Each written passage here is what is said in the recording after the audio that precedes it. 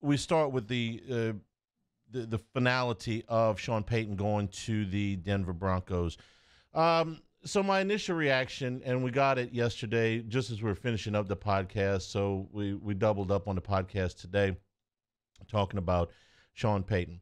When we started this exercise, I wanted to start with the highest possible compensation, which was what the Bucks got for John Gruden 20 some odd years ago, which was two ones and two twos. That it was pretty obvious early that was going to be way, way high, and that the Raiders were in a desperate situation back then.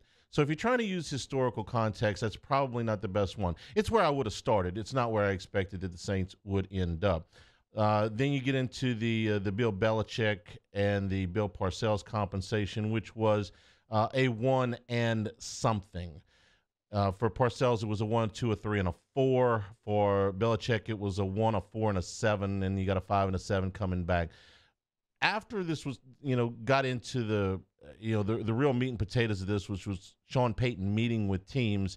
I've been saying on the podcast, like Denver makes a lot of sense for a lot of reasons, and I'm not sure if anybody else is bidding against them.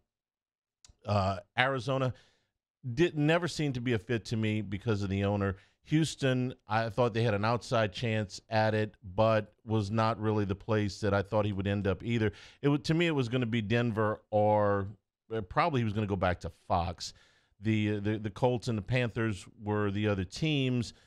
The Saints compensation level for Carolina, I thought, made that impossible, and the Colts were never really in this thing. So if your thing is they should have held Denver's feet to the fire for more, keep in mind that Denver wasn't bidding against anybody else.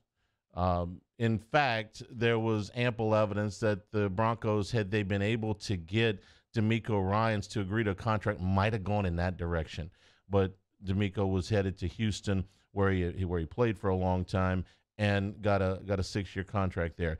The reasons that this fit, again, were obvious. The Broncos' first-round pick was not a premium pick, so it was one that they were willing to surrender. They could come up with enough other draft capital that would compensate the Saints. Sean Payton wanted to go there because of the ownership group, which is extremely deep-pocketed, which is sort of like saying the Pacific Ocean is deep. And he's got a quarterback that up until, 6 months ago, everybody thought was going to the Hall of Fame and still may go to the Hall of Fame. So for the Saints to get a first-round pick and a second-round pick, I was fine with that. I was a little rankled that they had to give back a 3. I would have felt a lot better about this deal and judging from the reaction from a lot of Saints fans, that's kind of the way a lot of people felt. But if it had been Payton for a 1 and a 2, I'd have been fine with that. The fact that the Saints had to give back a 3, little offsetting, but not enough to kill the deal. Again, Houston not bidding against Denver. Arizona not bidding against Denver. Indiana, Carolina not bidding against Denver. It's Denver or it's Fox. And Fox ain't sending you no draft choices. So was it everything you wanted? No. Was it everything you needed? Pretty close.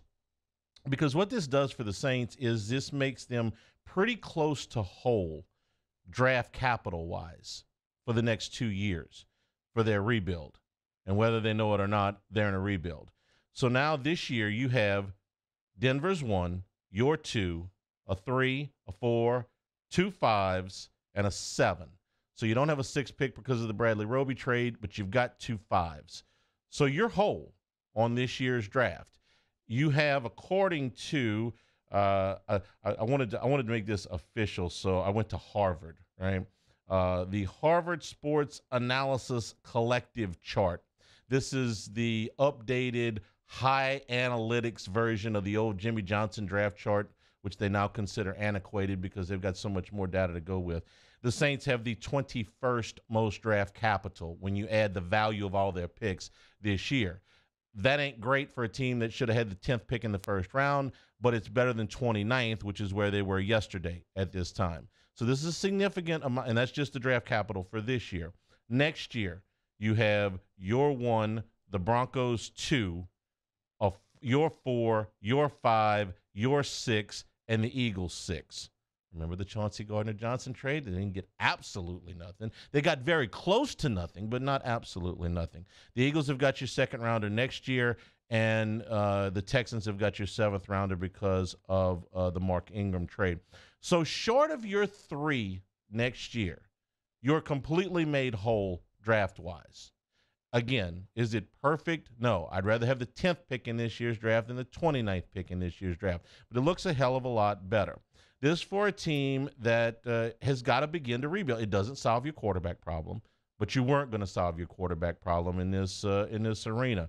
You now have all of your draft ammunition, and now you can go about fixing the $60,474,996 that you are over the cap right now. But the Saints, as always, are 50 cents away from defaulting on every salary cap deal that they've got out there. They have a little over $5 million in dead money, and they've got these picks. For Denver, I think this is a great deal for Denver. I would have done this deal 10 times over on Denver's side. They needed a splash hire. They've whiffed on the last three. It's a new ownership group. They are not cheap. They are, by all accounts, pretty much the richest ownership group in the NFL. So they are not going to go and hire an unknown assistant, okay? DeMeco Ryans, by the way, is not an unknown assistant. He is, the best defense in football. He was a player just recently. He's not an unknown assistant. Nathaniel Hackett was pretty much an unknown assistant, not an unknown assistant. They were going to go out and they were going to make a splash hire. They need to fix their quarterback.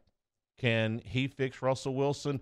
I don't know that Russell Wilson had anything more broken with him than Nathaniel Hackett. Nathaniel Hackett was, I hate to keep piling on the guy, but friends and neighbors, this was potentially the worst hire in the history of the National Football League. I'm not exaggerating. There's only 5 guys that were non-interim guys that didn't make it to the end of their first year, and he's one of them. Look at what Denver did after he left. Week 17, they take the lead to the fourth quarter at Arrowhead. Everybody was playing for the Chiefs. The Chiefs still had stuff to play for. Mahomes was playing. Kelsey was playing. Whole defense was playing. They take the lead to the fourth quarter. Wilson in that game was 26 of 38 for 222 yards, a touchdown, and interception. Not Canton numbers, but not the absolute disaster that they had been to that point in the season. Chiefs got them at the end. Week 18, they beat the Chargers, and they had them, and they were leading at the end of the third quarter before that imbecile Brandon Staley finally took his starters out because, they had a playoff game coming up the next week.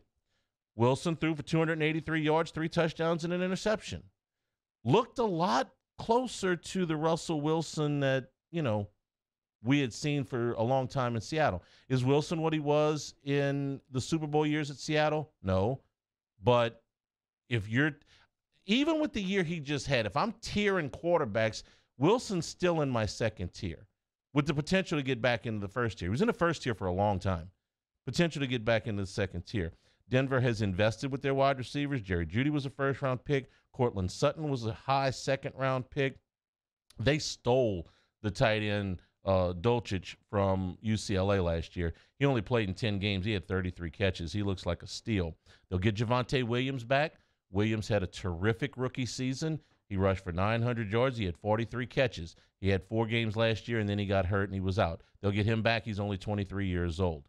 This defense last year, with absolutely zero help from the offense, was 14th in the league in points allowed. That's not terrible, but they were 3rd in the league in yards allowed per play.